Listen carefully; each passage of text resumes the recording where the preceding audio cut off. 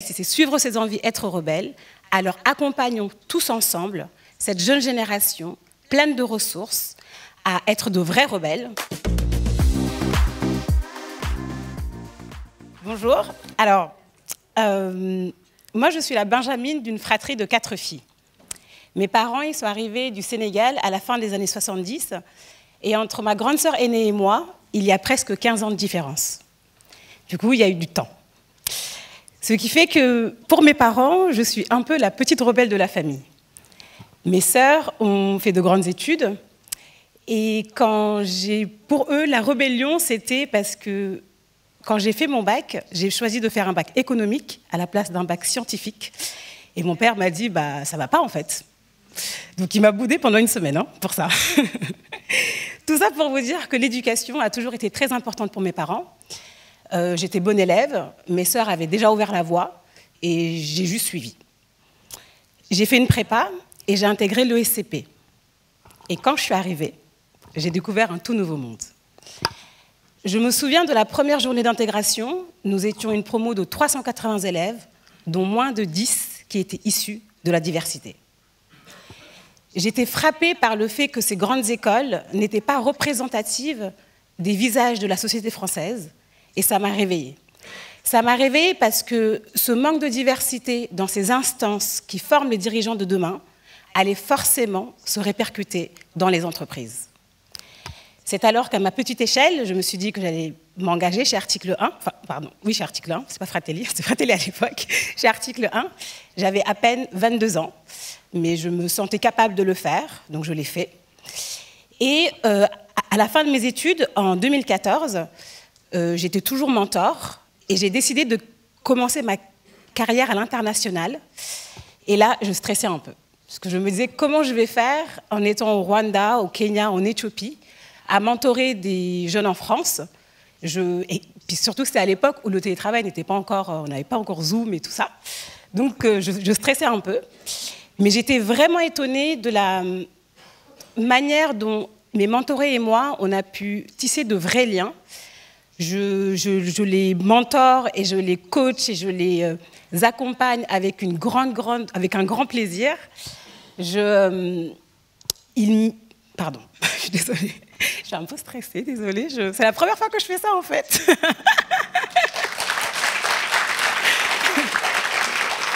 Désolée, Pourtant, j'ai un podcast, donc derrière le micro, c'est facile, mais en caméra, c'est plus difficile.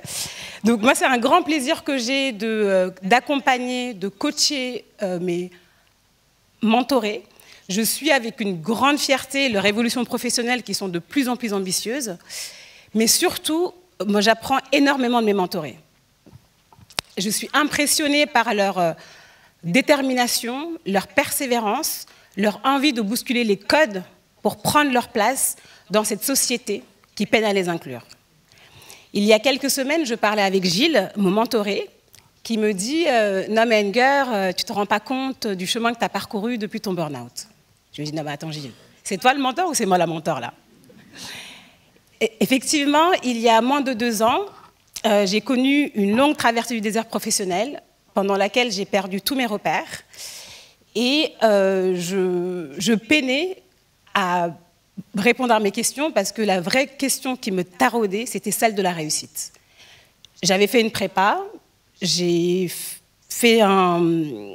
intégré une école, j'ai fait un grand groupe, mais à moins de 30 ans, j'étais complètement perdue et je ne savais pas qu'est-ce que c'était la réussite pour moi. Et j'étais comme ces jeunes mentorés, en réalité, qui ont une forte volonté de faire quelque chose, mais qui n'ont pas de chemin ou qui ne savent pas par quel bout le prendre pour réussir leurs propres ambitions. Et quand je ne me reconnaissais pas dans ces modèles de réussite, parce que j'évoluais dans un entre-soi professionnel qui commençait à m'étouffer, je suis partie moi-même chercher mes modèles de réussite en contactant des personnes qui m'inspirent, des mentors, comme Boris ici présent, comme Elisabeth Moreno, comme des personnes vraiment aux horizons divers. J'ai contacté des artistes, j'ai contacté des sportifs, des entrepreneurs, des salariés, pour qu'ils me partagent l'envers du décor de leur parcours et me donnent leur propre définition de la réussite. Et cette démarche a été vraiment salutaire pour moi parce que déjà j'ai la conviction qu'on n'a pas besoin d'avoir des personnes qui nous ressemblent pour pouvoir s'en inspirer. Tout le monde peut nous inspirer. Et c'est pour ça que personnellement, j'avais ce besoin de sortir de mon cadre professionnel, où en fait on se ressemble quand même tous, il faut quand même le dire, on sort des mêmes écoles, on sort des mêmes parcours, et il me manquait cette bouffée d'air frais que je suis partie chercher, du coup à travers mes conversations avec ces personnes. Et cette démarche a été salutaire parce qu'elle m'a permis de trouver ma voie beaucoup plus rapidement que je ne l'aurais pensé. Et c'est pour ça que j'ai décidé de le transformer en podcast. Donc c'est mon podcast Gatéméry, dans lequel j'explore la notion de réussite avec à travers le regard de leaders aux opinions et aux parcours vraiment, vraiment divers. Et la dernière fois, je suis partie interviewer un chanteur, VG Dream, je ne sais pas si vous connaissez, celui qui a chanté « Ramener la coupe à la maison ». Et du coup, en y allant, je suis partie avec mon mentoré Gilles. Je lui ai proposé, Gilles, est-ce que tu veux y aller? Il m'a dit, ah ouais, grave, je suis trop chaud. Donc on est parti, on a passé une après-midi superbe. Et là, j'ai vraiment compris que mon engagement article 1, il va au-delà du simple mentorat. C'est une vraie aventure humaine que je vis au quotidien avec mes mentorés. Et ce